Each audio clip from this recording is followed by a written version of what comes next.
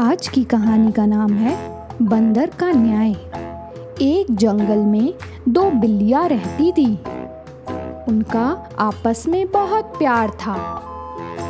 जो भी खाने को मिलता वो आपस में बांट कर खाती थी। एक दिन वो भोजन की तलाश में एक गांव में गई। वहाँ एक घर में उन्हें रोटी का टुकड़ा मिला।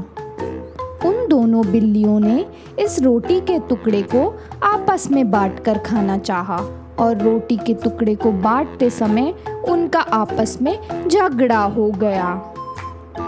एक बिल्ली को अपनी रोटी का टुकड़ा दूसरी बिल्ली के टुकड़े से छोटा लग रहा था और वो बिल्लियां आपस में झगड़ने लगी।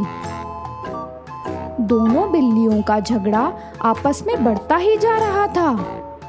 उनमें से एक बिल्ली ने कहा कि किसी तीसरे से न्याय कराते हैं। इस तरह दूसरी बिल्ली भी मान गई और वो दोनों बिल्लियां जंगल की तरफ चल पड़ी। रास्ते में उन्हें एक बंदर मिला।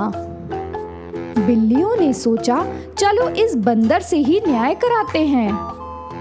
उन्होंने सारी बात उस बंदर को बताई और बंदर से न्याय करने के लिए विनती करी। यह सुनकर बंदर एक तराजू ले आया और रोटी के दोनों टुकड़े एक एक पलड़े पर रख दिए और इस तरह तौलते समय जो टुकड़ा भारी होता बंदर उसे खुद खा लेता। इस तरह जब दूसरी तरफ का पलड़ा भारी पड़ता बंदर उसमें से भी कुछ टुकड़ा खा जाता।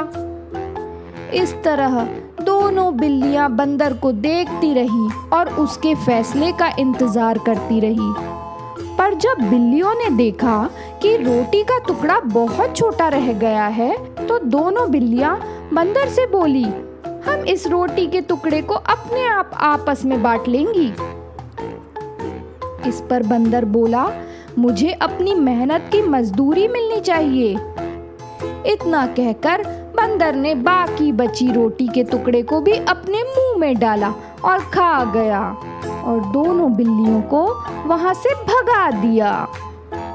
दोनों बिल्लियां अब पछता रही थी और उन्हें अपनी गलती का एहसास हो रहा था। लेकिन अब पछताए क्या होवे जब चिड़िया चुग गई खेत। तो बच्चों, इस कहानी से ये सीखने को मिलता है कि आपस में लड़ाई झगड़ा हमेशा बुरा होता है। कई बार बाहर वाला इसका फायदा उठाता है।